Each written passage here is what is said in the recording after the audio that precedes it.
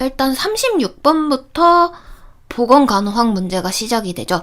근데 이번에 보건교육에 대한 문제가 좀 많이 나왔던 것 같아요. 딱 문제만 봐도 36, 37, 38, 39번은 보건교육에 대한 문제고요. 되게 쉽게 나왔어요. 그래서 이거는 절대 틀리면 안 되는 문제라서 이것만 맞아도 4점을 일단 먹고 들어갈 수 있어요. 시험 문제만 봐도 보건교육 같은 경우는 틀리라고 낸 문제가 아니에요. 진짜 공부를 하면 누구나 맞으라고 낸 문제이기 때문에 절대로 어렵게 나오지 않거든요. 그리고 이번에 나온 보건교육 네 문제는 절대 틀리면 안 되는 문제라서 여기서는 일단 4점을 깔고 가야 되는 문제입니다. 그래서 한번 내용을 살펴볼게요. 제가 만든 책 134페이지를 보면 보건교육 과정이 있습니다. 이 보건교육 과정은 크게 어떻게 돼 있냐면 계획을 하고 실시를 하고 평가를 하고 그러고 나서 이 평가를 토대로 잘 됐는지 안 됐는지 다시 피드백을 하고 그리고 계획을 수정을 해서 다시 이렇게 반복이 되는데요. 이거는 보건교육뿐만이 아니라 다른 1차 보건계획 아니면 보건사업계획 뭐 등등등 다 토대로 이게 다 똑같아요. 계획을 먼저 세우고 그 계획을 토대로 실시를 하고 나면 평가를 하고 잘 됐는지 피드백하고 다시 세우고 이렇게 똑같거든요. 그래서 36번 같은 문제가 보건교육의 계획 수립 단계에 대한 문제예요. 계획 수립 단계에 고려해야 될 점, 중요하게 생각해야 될 점 이런 것들인데 한번 살펴볼게요. 우리 계획을 한다는 거는 쉽게 말을 해서 우리 여행 계획이나 아니면 뭐 시험 공부 계획 아니면 수업 계획을 짠다 이렇게 할 때 계획에 보통 무리하게 세우지 않잖아요. 내가 유럽 여행을 간다 이러면은 어느 나라를 둘러볼지 사전 조사를 하고 프랑스를 갈지 독일을 더 뚜렷하게 볼지 이렇게 고르고 목표를 세우잖아요. 나 유럽 여행도 가고 시드니도 가고 북극도 가고 막 이렇게 엉망진창으로 막 이렇게 광범위하게 막 세우진 않잖아요. 이것도 똑같아요. 우리가 계획을 세울 때 어떻게 해야 되나 하면은 너무 범위가 넓으면 안 돼요. 그냥 유럽 여행이다 하면은 유럽 내의 국가만 돌아볼 수 있게 이렇게 딱 목표를 잡고 근데 유럽 여행을 가는데 뭔가 프랑스만 둘러보면 좀 아쉽잖아요. 그러니까 너무 한정적으로 해도 좋진 않다는 거죠. 아깝잖아요. 계획 세우는 게. 그러니까 적당하게 내 목표를 세우되 너무 넓거나 너무 좁거나 이렇게 목표를 세우지 말라는 거죠. 그리고 여기서 헷갈리기 쉬운 단어가 있습니다. 대상자라는 단어가 나오는데 대상자와 교육자라는 단어가 나와요. 근데 이게 얼핏 보면은 교육자가 내가 교육받는 사람인가? 이렇게 생각할 수가 있거든요. 근데 이 보건간호에서 말을 하는 대상자가 학생이고요. 쉽게 말을 하면 교육자는 선생님이에요. 그래서 교육자 중심으로 주제를 세운다? 이런 건 틀린 거죠. 교육자와 학습자, 대상자와 같이 목표를 세워야 바람직하고요. 그래서 이 교육자는 선생님이기 때문에 선생님 위주로 목표, 내용을 선정한다? 이런 건 틀렸다고 볼 수가 있죠. 그리고 우리가 계획을 세울 때 한 번에 모든 일정이 다다다닥 나오지 않잖아요. 그러니까 좀 쉽게 접근할 수 있는 것부터 단순한 거, 내가 아는 거, 거기서부터 시작을 하면서 점점 구체적으로 내용이 가야 돼요.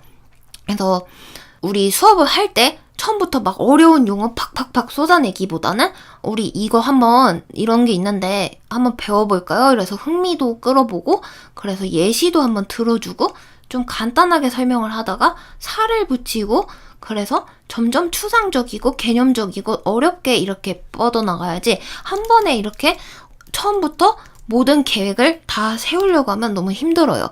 그래서 난이도, 목표 이런 거 설정할 때 쉬운 것부터, 단순한 것부터, 구체적인 것부터 해야 되는 거예요.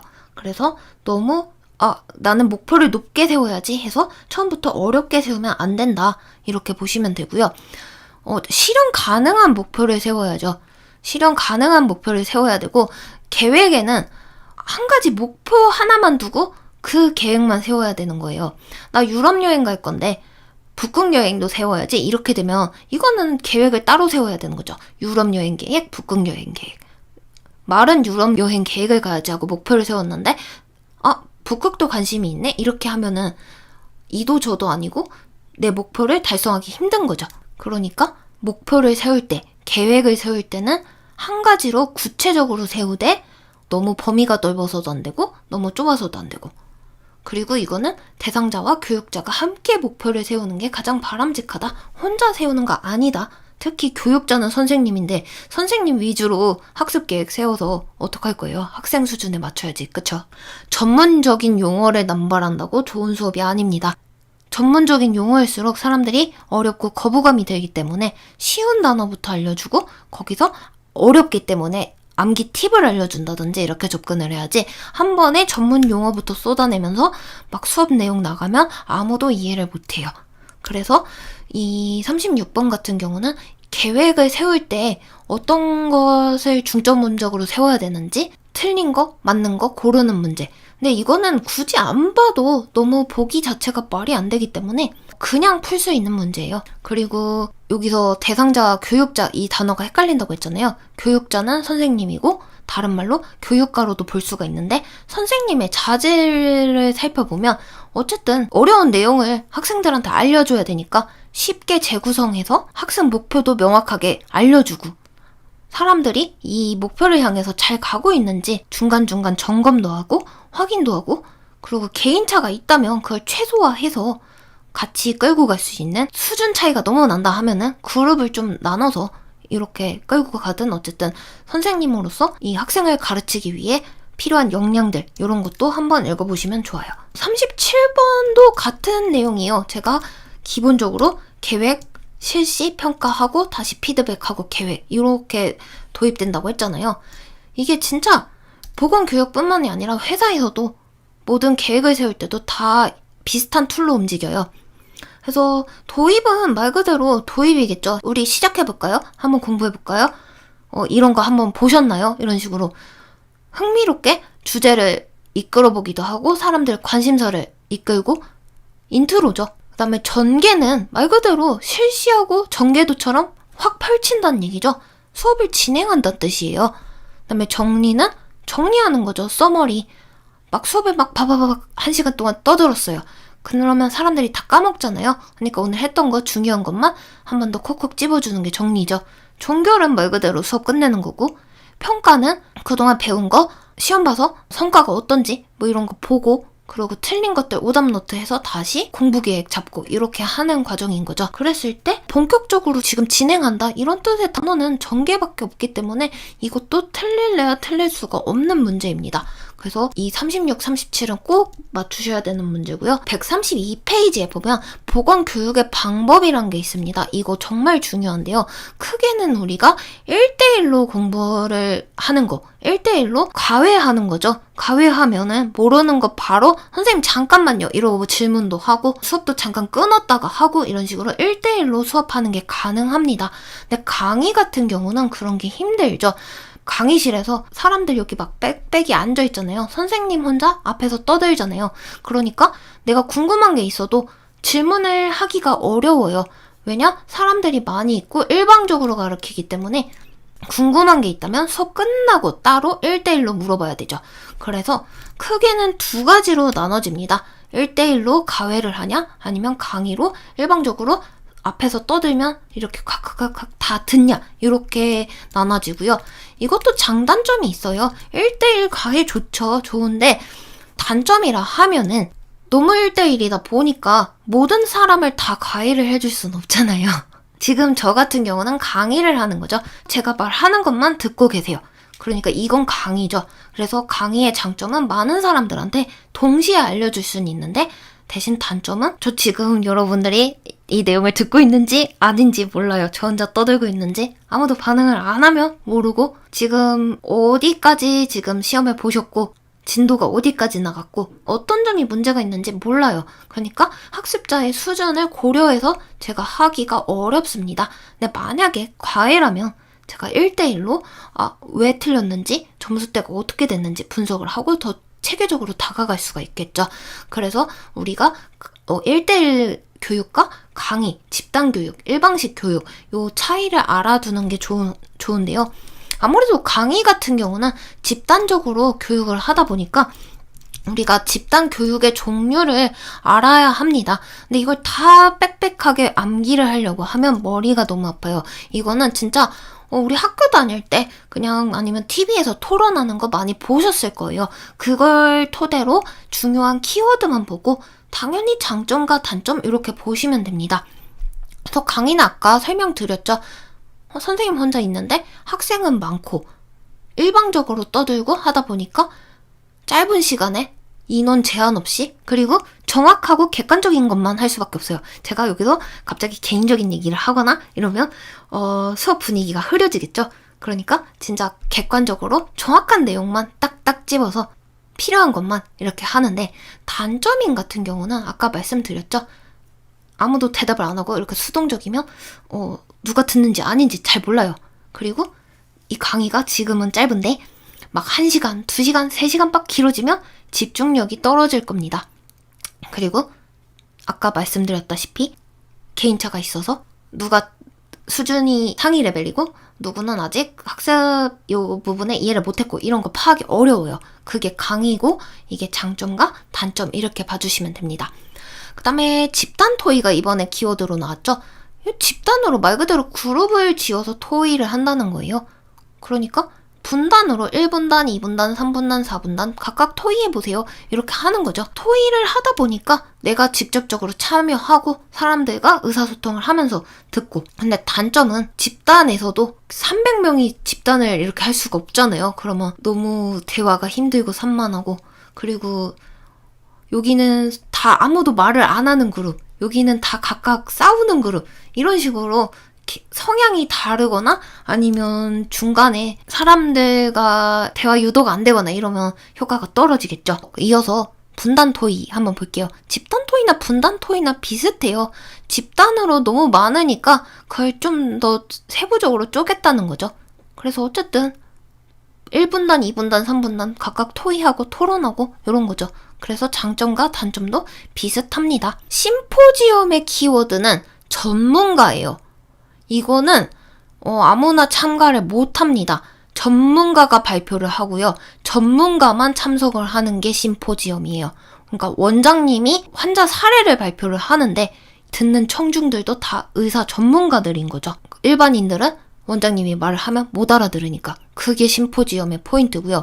배심 토의도 키워드가 전문가입니다. 그래서 헷갈릴 수가 있는데, 배심 토의는 우리가 패널 토의 아니면 패널 디스커션이라고도 하는데, 전문가는 전문가인데 찬성파, 반대파 전문가가 있고, 이거를 서로 자기 의견을 주장을 하고 사회자가 조율을 하고, 근데 청중은 일반인인 거죠. 근데 이게 장점이 뭐냐면 전문가가 이렇게 얘기를 하면서 토론하는 모습을 보다 보니 그냥 집단 토의, 분단 토의에서 어중이 떠중이 1분단, 2분단 이런 토의랑은 차원이 다른 거죠. 100분 토론 이런 것처럼 진짜 전문가가 얘기를 하기 때문에 이 청중들도 같이 수준이 높아지면서 이런 견해도 있구나.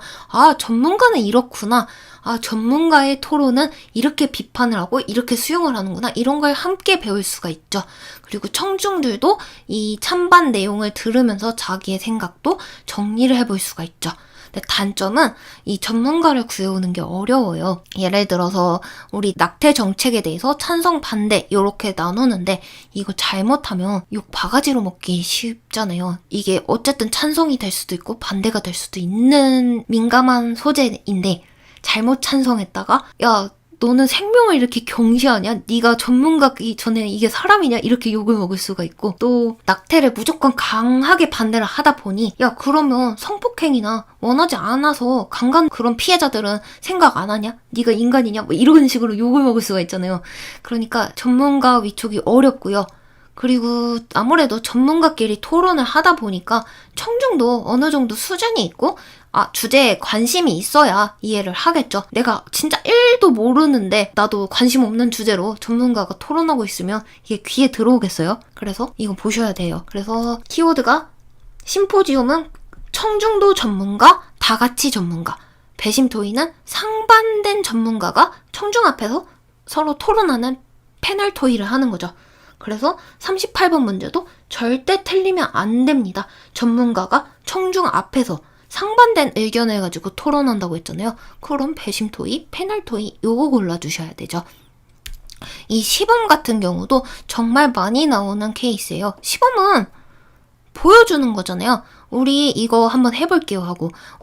어떨 때 좋냐면 신생아 모유 먹이는 법 알려드릴게요. 아니면 분유 타는 법 알려드릴게요. 왜냐면 애기들은 소중하게 다뤄야 되니까 어떻게 안아주고 해야 되는지 모르잖아요. 그러니까 온도는 어떻게 해야 되고 한번 인형 갖다가 미리 해보고 이런 식으로 하거나 아니면 인슐린 자가주사 내가 셀프로 넣어야 되는데 그냥 인슐린 주사기 딱 주면 어떻게 해요? 모르잖아요. 그러니까 뭐 이렇게 굴리고 하고 주의사항 이런 거 알려주고 실제로 해보고 보여주고 이런 거 하는 거죠. 애기 목욕법 아니면 심폐소생술 이런 거는 시범을 보여주고 하면 편하죠.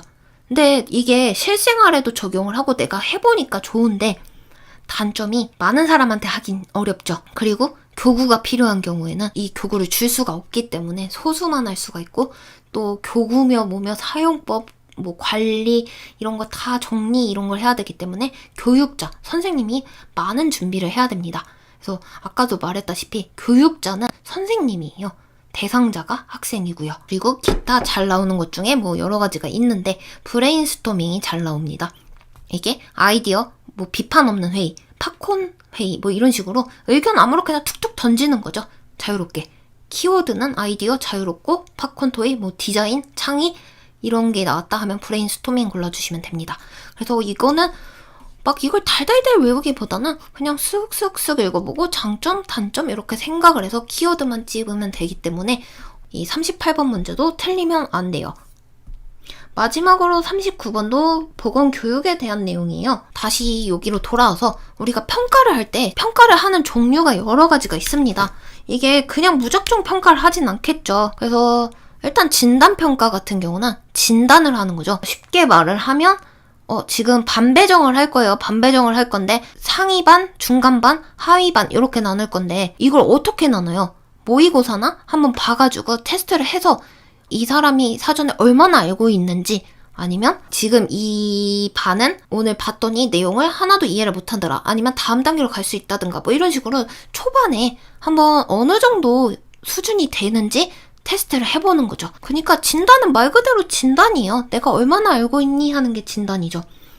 근데 형성평가는 일단 수업을 나갔어요. 오늘 보건교육 수업을 나갔죠. 한 보건교육에 대한 문제만 낼 겁니다. 그래서 오늘 보건교육에 대한 문제를 풀어봤더니 쪽지시험이죠. 얼마나 잘 아는지, 모르는 게 있는지 이게 형성평가죠. 근데 총괄평가는 보건교육이며 보건행정 뭐 등등등 여러 가지를 배운 다음에 이거 전체적으로 본 거죠. 일명 기말고사로 생각을 하시면 됩니다. 그래서 교육의 문제점을 파악을 하고 교육 방법이나 내용에 문제가 없는지 이런 걸 중간중간에 체크를 하겠다 하는 중간 점검의 의미의 시험은 우리가 형성평가를 골라주면 되는 거죠. 그래서 이거는 굳이 보건간호를 공부하지 않아도 그냥 딱 봐도 진단평가는 학원에서 보는 레벨 테스트, 그다음에 형성평가는 1단원 끝나고 쪽지시험, 2단원 끝나고 쪽지시험, 그 다음에 총괄평가는 기말고사 이렇게 생각을 하면 이걸 굳이 안 외워도 되고요. 이게 평가를 어떻게 하냐에 따라서 나눠지지만 지금 진행되는 과정에 따라서도 평가하는 방법들이 있습니다. 구조평가 같은 경우는 이제 이 계획이 구조적으로 잘 짜여져 있는지 알찬 계획인지 이렇게 보기 위해서 투입된 인력이나 예산 평가하는 그런 게 바로 구조평가죠.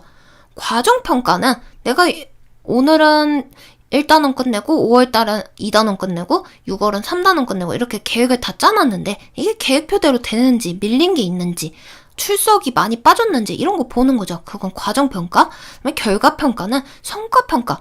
그러니까 목표 몇 프로 달성했는지 나 인강 들어야 되는데 인강 100% 중에 90% 들었는지 이런 식으로 내 목표를 보는 거죠.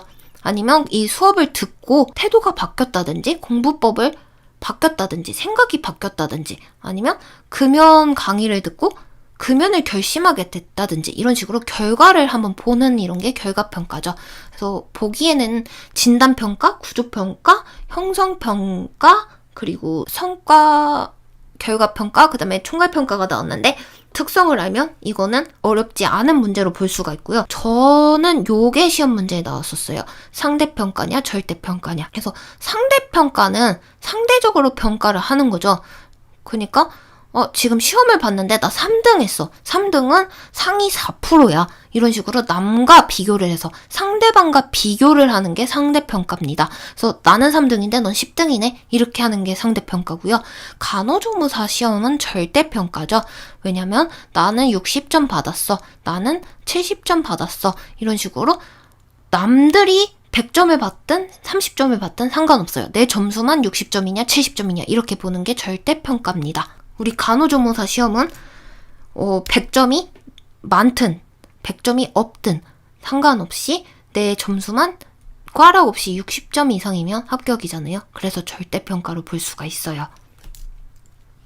그래서 이 보건교육의 내용 요 정도만 알면은 이 네 문제 어렵지 않게 풀 수 있었던 거고요.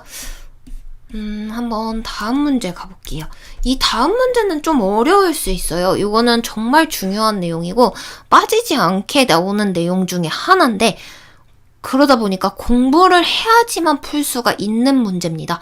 어렵게 꼬아내진 않지만 공부를 안 하면 진짜 모르는 문제죠. 그래서 이 보건소라는 특징이 되게 중요한데요. 일단 우리 보건행정조직을 보면 우리가 크게 두 가지로 나눠져요. 중앙이냐, 지방이냐. 그래서 중앙은 말 그대로 중앙에 있는 조직이에요. 메인 조직으로 볼 수가 있고 이 메인 조직은 보건복지부, 행정안전부, 고용노동부, 교육부, 환경부 이렇게 있는데 우리는 아무래도 보건복지부와 행정안전부가 가장 중심이 돼서 나옵니다. 그래서 보건복지부는 말 그대로 보건정책의 모든 메인을 결정하는 기관이고요. 행정안전부는 인사권, 예산 등을 집행하는 기관이에요. 그래서 여기서 상충되는 게 계획은 여기서 세우는데 돈이나 집행은 여기서 해서 충돌이 납니다. 그래서 이원적 행정구조라는 좀 특이한 사항에 있다. 요 정도만 알면 되고요. 이제 지방보건조직을 볼게요. 이거 정말 중요한데 여기서 보건소가 나오죠. 이 보건소가 왜 중요하냐면 처음으로 보건의료 서비스를 접하는 최일선에 가장 쉽게 접할 수 있는 의료기관이라는 거예요. 우리가 감기 걸렸는데 아니면 간단한 검진이 필요한데 보건소에서 이걸 해결을 해준다는 거죠. 우리가 보건소라는 걸 세운 이유는 진짜 대학병원 이렇게 막 가기보다는 처음으로 의료 서비스를 접하니까 관리도 해주고 예방도 해주고 이런 취지에서 만든 게 바로 지방보건조직 보건소예요. 근데 보건소가 어떻게 보면 지방보건조직에서 마지예요. 가장 마지로 볼 수가 있고요. 밑에 동생들이 있습니다. 그래서 보건소 아래 있는 게 보건지소고요. 보건지소 아래 있는 게 보건진료소예요. 그래서 특징이 뭐냐면 첫째랑 둘째는 지역보건법을 따르는데 이 막내는 특이하게 농특법을 따릅니다. 이게 농어촌 등 보건의료를 위한 특별조치법이죠. 이것만 알아도 지금 41번 문제를 풀 수 있겠죠. 보건소는 지역보건법을 따르고 보건지소도 지역보건법이지만 이 보건진료소, 이 막냉이만 특별하게 농특법을 따른다. 그리고 보건소는 어쨌든 맞이다 보니까 커요. 시군구에 하나씩 있고요. 보건지소는 그보다 작은 읍면에 한 개씩. 근데 보건진료소는 리나 의료 취약지에 있습니다. 요 특징을 알아두시면 좋고 여기에 보건진료 전담 공무원인 특이한 간호사 출신의 간호사인데 여기 의료 인력이 너무 없다 보니까 약간 의사처럼 할 수도 있는 의사의 권한이 약간 있는 간호사 좀 특이한 공무원이 있다. 요것까지 알아두시면 좋을 것 같아요. 그래서 41번 문제는 이것만 알아도 쉽게 풀 수 있었고요. 40번 문제가 공부를 해도 조금 헷갈릴 수 있는 문제예요. 그래서 이런 거는 한번 보면서 오답노트로 이 내용을 한 번 더 복습을 해보면 좋아요. 그래서 이런 건 어떻게 공부를 하냐 하면은 보건소는 지방보건조직이냐 중앙행정조직이냐 한번 볼까요? 보건소는 지방보건조직이에요? 중앙행정조직이에요? 딱 봐도 지방보건조직이죠. 그쵸? 그러니까 중앙행정조직이라고 하면 틀린 거죠. 그리고 보건소랑 보건지소는 지역보건법을 따른다고 돼 있잖아요. 근데 보건진료소만 농특법이에요. 그러니까 뭐 의료법에 의해서 따른다? 이런 거 아니죠. 그래서 이런 오답노트 왜 틀렸나 이렇게 보는 게 중요하고요. 보건의료 계획을 세우는 거는 어떻게 보면 보건복지부에서 보건 정책을 세운다고 보면 돼요. 이게 의료법이랑도 관련이 있는데 우리 의료법에 보면 땡땡 무슨 법, 땡땡 무슨 법에 대한 기본 계획은 보건복지부 장관이 거의 세웁니다. 그리고 세부 계획은 시도지사, 시행 계획은 시장, 군수, 구청장이 세우는데 이거는 뭐 이런 내용을 모르더라도 어쨌든 대빵인 보건복지부에서 메인 정책을 세운다 이렇게 보면 되기 때문에 보건소에서 뭐 이런 계획을 세운다? 아니죠. 여긴 진짜 말 그대로 말단 조직이에요. 이 중앙에서 시키면 그 정책을 시행하는 그런 조직이고요. 그러다 보니까 지역에서 만나는 처음 접하는 조직이라는 이 키워드가 가장 적합하죠. 그리고 시군구는 보건소에 세우고 읍면은 보건지소가 있고 리나 의료치약지는 보건진료소가 있다는 이 사실만 알면 이것도 쉽게 풀 수 있는 문제죠. 근데 이건 공부를 해야지만 알 수 있는 게 40번 문제고요. 41번 문제는 한 번에 풀 수 있는 문제입니다. 그래서 이 보건소가 아무래도 1차 보건에 취정해서 그런 취지에서 만들다 보니까 특징을 알아두는 게 좋아요. 일단 접근성이 좋아야 됩니다. 이게 섬에 있어가지고 보건소를 가려고 하면 산 건너고 강 건너고 너무 힘들면 소용이 없는 거죠. 그리고 너무 비싸가지고 강남 한가운데 있어가지고 막 엄청 비싸요. 웬만한 성형외과 뭐 그런 데보다 더 비싸고 막 이래가지고 함부로 이용할 수가 없습니다. 그러면 보건소는 세우나 마나죠. 그래서 이 접근성이라는 뜻을 알아야 되는데 이거는 지리, 경제, 사회적으로 차별 없이 누구나 이용할 수 있다는 게 포인트입니다. 이거 말 그대로 나왔죠. 그래서 답이 접근성인데요. 이것만 알아도 이건 쉽게 풀 수 있는 거고요. 수용 가능성은 말 그대로 내가 수용을 할 수 있는지, 감기 치료 받았는데 아니면 그냥 체중 한번 쟀는데 10만 원이래요. 거기 가겠어요? 안 가죠. 그러니까 어느 정도 비용이 나오되 납득할 만한 수준, 그냥 1차 보건에 적정한 수준, 이렇게 되는 게 수용 가능성이고요. 주민 참여는 어쨌든 이게 지역 주민들을 위한 것이다 보니 사람들이 많이 참여를 해주고 많이 접근을 할 수 있게 해줘야겠죠. 지불 가능성은 수용 가능성이랑 비슷한데 어쨌든 내가 지불할 수 있는 수준에 맞게 이렇게 비용이 있어야 된다는 거죠. 지속성은 말 그대로 그냥 지속 가능한, 계속 실행 가능한 이런 뜻이기 때문에 이거는 그냥 단어 뜻만 알아도 이것도 풀 수 있는 문제입니다. 그래서 42번까지 봤고요. 한번 43번을 볼게요. 43번 문제는 조금 이게 왜 나왔지 좀 싶은 이런 이상한 말장난 문제긴 한데 어려운 문제는 아니었어요. 어쨌든 우리가 보건행정 뭔가 사업 정책을 하는 데 있어서는 공공적이고 사회적인 성격을 띄어야 되고 교육적이어야 되고 이게 막 하는 게 아니라 과학이나 기술성을 토대로 만들어야 되고 또 어쨌든 국가 책임 아래 어쨌든 봉사하는 정신으로 지역 사회 주민들을 위해서 이렇게 해야 되는 거지 사리사욕을 채우는 이런 정책은 아니거든요. 그러다 보니까 단어 뜻을 그냥 보면은 정보랑 기술은 말 그대로 우리 아는 거잖아요. 정보력, 기술력 그런 걸 토대로 효율적으로 하려면 정보랑 기술력이 받쳐줘야 이걸 할 수 있겠죠. 규제는 못하게 막는 거죠. 지도력은 리더십, 집단을 이끌어 나가는 힘 이런 거고 그러다 보니까 경제적인 지원, 뭐 금전적으로 준다? 이거는 재원, 돈 이런 거겠죠. 그래서 이거는 뭔가 문제가 단어만 알면 푸는 좀 문제 속에 답이 있는 그런 문제죠. 그 다음 문제를 한번 살펴볼게요. 44번, 45번 문제 같은 경우는 보건의료 전달 체계에 나온 문제고요. 이거는 나왔다 하면 절대 틀리면 안 되고요.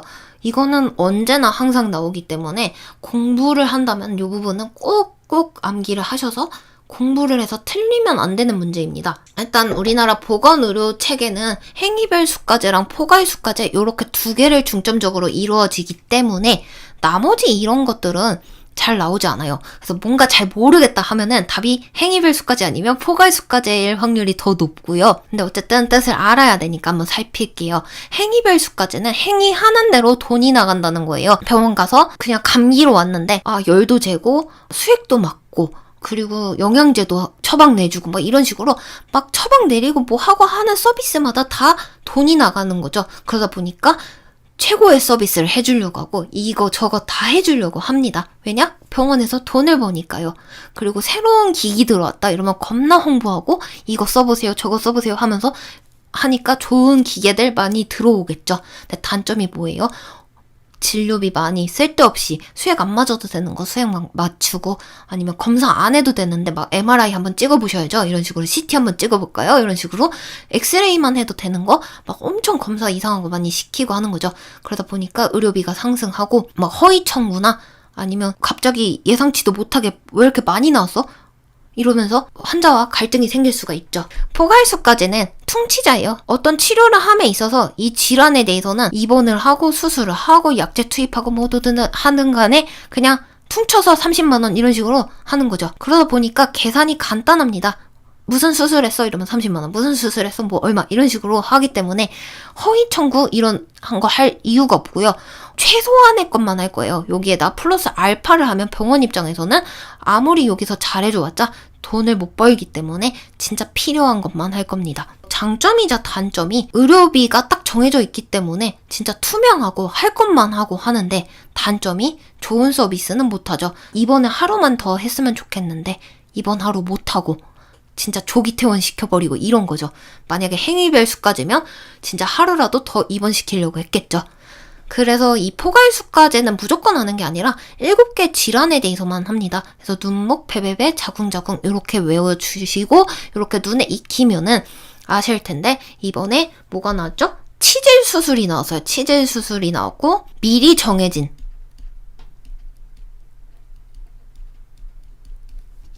일정 금액이래요. 한마디로 퉁친 금액인 거죠. 그러니까 이거는 포괄수가제를 해줘야 됩니다.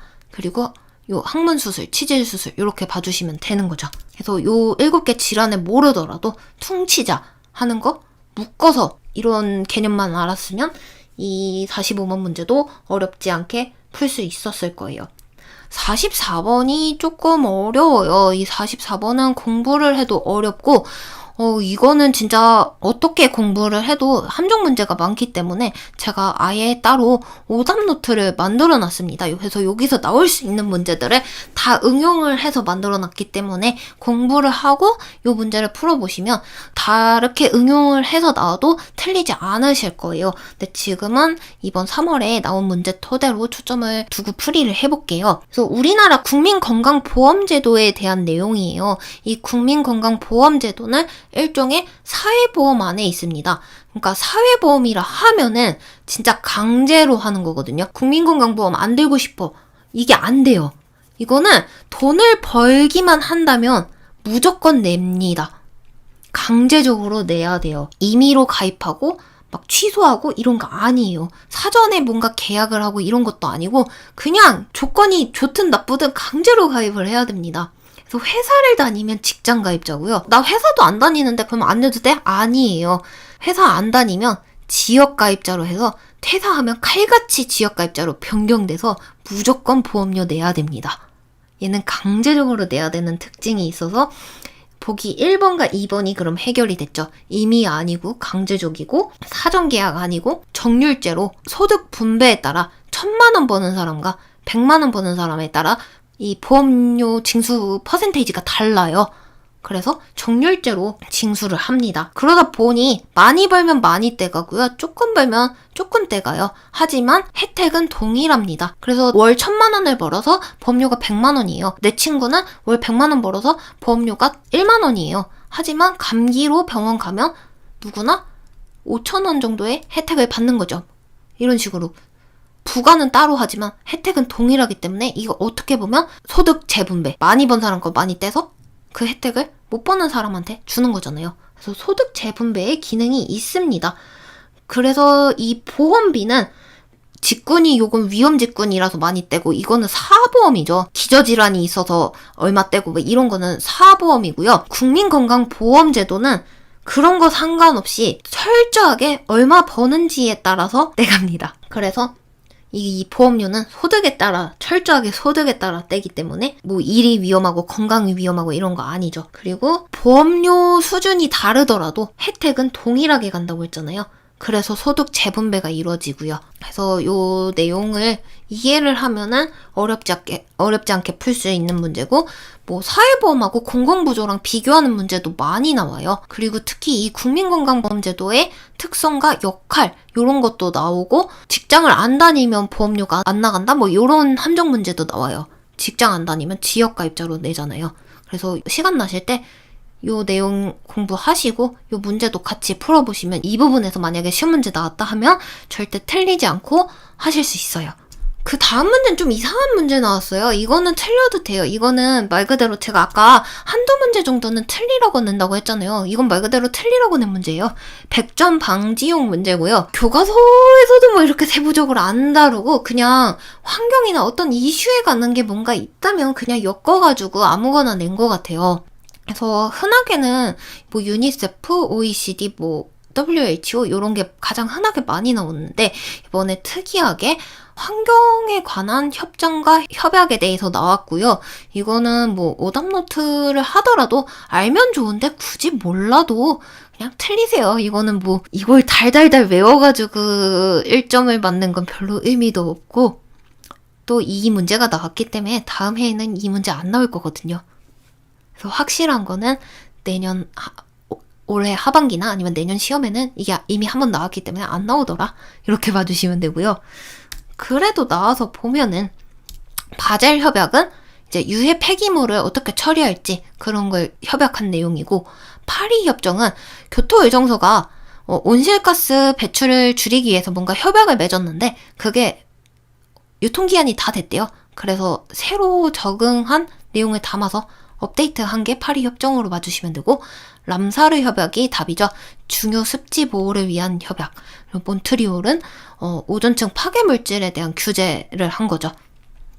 근데 이거는 그냥 저 같으면 나오면 그냥 틀릴래요. 그리고 기타 이제 환경에 대한 뭐 여러 가지 세금 정책 이런 것도 나올 수가 있는데, 탄소세, 폐기물 처리 부담금, 뭐 환경 계산 부담금 이런 것들이 있을 수 있고, 옛날엔 이게 나왔죠. 님비 핀피라고 해서 지역 이기주의에 관한 용어 중 어떤 게 맞냐, 이래서 님비 핀피 이런 게 나와서 사람들이 많이 논란이 되고 틀렸죠. 이게 시사상식이 많으면 그냥 쉽게 풀 수 있는데, 근데 이게 간호조무사에서 이게 왜 나와라고 하면은 저도 잘 모르겠어요.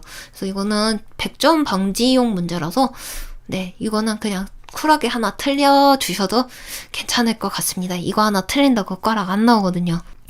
다음은 수질 오염의 문제는 BOD, COD 이 문제가 정말 많이 나옵니다. 그리고 이거는 내용 자체가 워낙 BOD, COD 딱 처음 들으면 이게 뭐야? 할 정도로 이상하잖아요. 어렵잖아요. 그러니까 틀릴 수는 있는데 그래도 한번 이해를 하고 공부하면은 쉽게 맞출 수 있습니다. 그래서 수질 오염에 대한 내용은 그냥 한번 봐주시고, 요것도 많이 나와요. 정수법. 사전에 여가 소독을 하자. 이래서 침사, 침전, 여가 소독. 요 순서와 이게 각각이 뭘 의미하는지 요거는 꼭 아셔야 되고요. 이제 수질 오염의 특징으로 먹으면 안 되는 물. 대장균이 100ml에 하나도 검출이 되면 안 되고요. 일반 세균은 1ml에 100CFU 정도 그 이하로 나와야 됩니다. 그래서 기준 헷갈리니까 대장균은 100ml에서 하나도 나오면 안 되는데 일반 세균은 1ml에 100 정도는 괜찮더라. 요 수치 헷갈리기 쉬우니까 알아두시고, 그 다음에 바다가 오염됐다 이러면 적조, 그 다음에 호수나 강이 오염됐다 하면 녹조 현상이 많이 생기죠. 그리고 이 문제에 BOD, COD 요거 한번 쉽게 풀어드릴게요.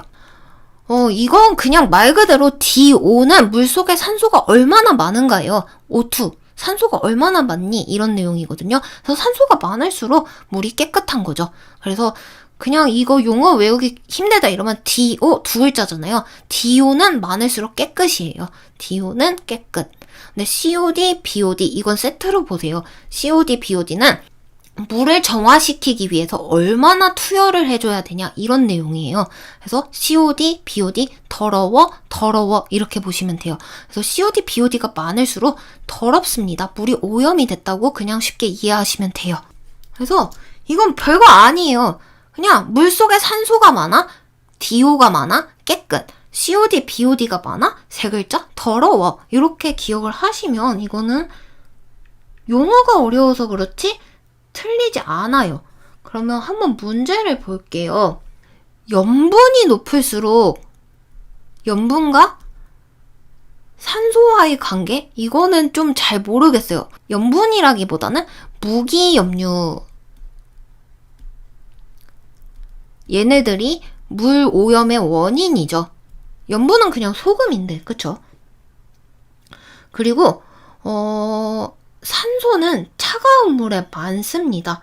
그래서 온도가 낮아지면, 온도가 차가워지면 물이 시원해지고 산소가 많아요. 부유물질이 많다는 얘기는 무기염류가 많고 막 물속에 막 찌꺼기가 뛰어다닌다고 생각하면 돼요. 물속에 찌꺼기가 많으면 물이 오염된 거잖아요. 더러운 거잖아요. 그러니까 더러워 COD, BOD는 많지만 DO는 적습니다. 그리고 물이 오염이 되면 더러운 거잖아요. COD, BOD가 많고 DO가 적죠. 그리고 무기염류가 많아지면 문제가 뭐냐면 플랑크톤이라는 생물체? 아무튼 플랑크톤이 막 증가를 합니다. 그러면 이 플랑크톤은 산소를 먹어치우기 때문에 물속의 산소가 없어지죠. 그래서 바다에 산소가 없어지고 플랑크톤이 늘어났다 이러면 적조, 강과 호수 이런 데는 녹조 현상이 일어나는 거예요. 그래서 수질 오염의 원인은 다 무기염류로 봐주시면 될 것 같아요. 그리고 깨끗한 물은 깨끗 DO 많고요. COD, BOD 더러워. 이렇게 기억을 하시면 이 문제 쉽게 풀 수 있고요. 이 수질 오염에 대한 거 BOD, COD 응용하고 꼬아놓은 문제 여기 다 모아놨습니다. 시간 되실 때 봐주시면 만약에 이 문제 나왔다 하면은 어떤 형태로 나와도 틀리지 않으실 수 있을 거예요. 그래서 요거 참고해 주시고요. 이 48번은 절대 틀리면 안 되는 문제입니다. 이거는 공부 안 해도 상식적으로 우리 식품 관리하는 거 알잖아요. 여름철에 냉장고에 보관해야 되는 거 알잖아요. 잠깐 김밥 내놓으면 쉬워서 먹으려고 놨더니 신냄새 나서 버리고 이런 거 알잖아요. 그 문제예요. 그래서 이 식품보존법은 다른 내용으로 식중독의 원인, 그 다음에 식중독의 특징, 그 다음에 식중독을 일으키는 뭐 자연동, 버섯, 그 다음에 뭐 통조림 등등등 보거 종류들 있잖아요. 그것도 다 암기를 하시고 그리고 이 식중독을 예방하기 위해서 나온 게 식품보존법입니다. 어떻게든 식품을 오래오래 보관하고자 해서 만든 거고요. 종류는 우리 그냥 딱 보면 알 거예요. 건조법은 그냥 말 그대로 건조한 거죠. 과일칩 말린 거 생각하시면 되고 육포 생각하시면 돼요. 냉동 냉장은 그냥 냉장고에 넣는 거죠. 가열법은 끓여 넣는 거죠. 그다음 밀봉은 비닐봉지 꽉 묶어가지고 하는 거고요. 통조림법은 밀봉보다 더 꽉 밀봉시킨 게 통조림을 만드는 거죠. 그리고 얘네들은 그냥 쉽게 할 수 있는 음식이 있으면 끓이고 말리고 냉장고 넣고 뭐 이런 변화가 없어요. 근데 이제 여기부터는 음식에 어떤 특정 처리를 해서 음식이 변화합니다. 그래서 조사살균법은 음식에 자외선을 쐬가지고 표면을 살균하는 거고요. 방부제 첨가, 화학물을 첨가하는 거죠. 그리고 소금에 담그면 염장, 설탕에 담그면 담장, 산에 담그면 피클 같은 산장인데요. 이거는 뭐 매실청? 유자청? 이런 거 생각하면 되고 소금은 뭐 김치? 뭐 이런 거 생각하면 되겠죠. 그러다 보니까 음식이 발효가 되고 아예 성분이 바뀌어요. 그리고 훈연법은 연기를 쐬가지고 연기 코팅, 살균 처리를 하기 때문에 이것도 조금 화학적인 처리, 가공을 했다고 볼 수가 있죠. 그러니까 요 아래쪽은 좀 화학적으로 2차 가공, 좀 어렵게 가공을 한 거고 위에 거는 그냥 단순히 말리고 묻고 냉장고 넣고 이렇게 쉽게 할 수 있는 것들이죠. 그래서 다음 중 화학적인 보존법 하면 절임 보시면 되겠죠. 왜냐면 우리 매실이 탱글탱글 있었는데 설탕에 담가놨더니 쭈글쭈글쭈글 완전 매실 엑기스가 돼버리잖아요. 이런 식으로 성분이 바뀌기 때문에 화학적인 보존법, 염장, 당장, 뭐 산장 이런 거 봐주시거나 이런 절임법을 봐주시거나 아니면 방부제 첨가한 이런 거 봐주시면 되겠죠. 그래서 이거는 그냥 일상생활에서 우리가 식품을 어떻게 관리하냐 이런 거 나오는 거기 때문에 이건 공부를 안 해도 그냥 쉽게 맞출 수 있는 문제고요. 다음은 요 토양오염 쪽 볼게요. 이번에는 수질, 그 다음에 식품, 토양오염 이렇게 많이 나왔네요. 골고루 나온 것 같아요. 그래서 쓰레기 처리하는 방법이 있는데 이것도 그렇게 어렵지가 않습니다. 우리 쓰레기 함부로 매립을 하면 땅속에 쓰레기 묻으면 중금속들 나오고 그러면 이게 바다로 흘러가고 이 바다에 사는 물고기가 먹고 이 물고기를 우리가 먹고 또 바다의 오염물질 비가 내서 내리고 그러면 다시 이렇게 오염이 되기 때문에 다 엮이고 엮어요. 그래서 땅에다가 쓰레기 함부로 묻고 막 이러면 안 되기 때문에 그거를 어떻게 처리하냐 이런 문제가 많이 나오는 겁니다. 그래서 흔한 방법 중에 하나가 퇴비죠. 그냥 낙엽이나 아니면 뭐 음식 쓰레기 이런 거 발효시켜가지고 사료, 퇴비 뭐 이런 걸로 쓰면 쓰레기 처리할 수 있잖아요. 그래서 퇴비 문제 많이 나오고요. 소각 태우는 거죠. 깔끔하게 태워서 다 좋은데 태울 때 위해 물질이 공기로 나가면 2차 대기오염이 발생할 수가 있죠. 그래서 소각은 깔끔하고 좋은데 대기오염 염려가 있고요. 매립을 하는 거는 땅에다 다 묻어버리는 겁니다. 그리고 매립지는 다른 곳으로도 활용을 할 수가 있는데 우리나라에서는 매립을 정말 많이 하죠. 근데 매립 잘못하면은 어쨌든 토양에서 스며들어서 수질 오염까지도 갈 수가 있고 또 매립지 세운다 이러면 우리 집 앞에 쓰레기장 세워주세요 하는 사람 없잖아요. 그러니까 다 반대를 해요. 그래서 여기서 나온 게 지역이기주의 해서 저번에 나왔던 님비 핀피 그래서 여기서 연관돼서 나온 건데 굳이 이렇게까지 나오나는 싶네요.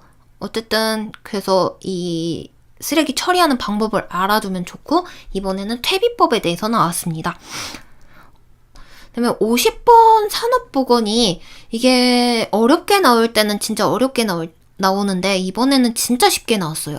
저 때 나온 거는 이거 나왔거든요. 일반 건강진단이냐 특수건강진단이냐 배치전이냐 수시건강진단이냐 임시건강진단이냐 이거 고르는 거 나왔어요. 그래서 이거 2개 고민하고 찍다가 틀렸는데요. 어쨌든 어렵게 나오면 이렇게도 나오고요. 근데 이번에는 진짜 쉽게 나왔어요. 이 산업보건이 어쨌든 산업재해를 예방하기 위한 거잖아요. 직업병 예방하기 위해서. 그래서 이 직업병 안 생기게 하려면 위생적으로 어떻게 하고 안전하게 하려면 안전화 어떻게 씻고 뭐 안전교육하고 이런 거 하는 거죠.